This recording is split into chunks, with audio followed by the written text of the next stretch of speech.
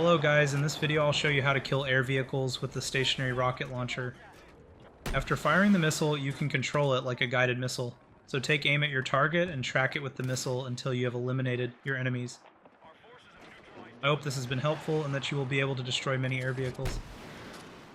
Cheers.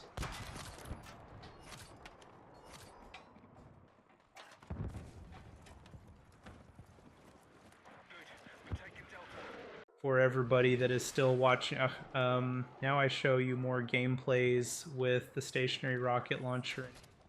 Feel free to enjoy. In addition, I will now play some relaxing music from Revi so that you can relax while watching the video. Enjoy.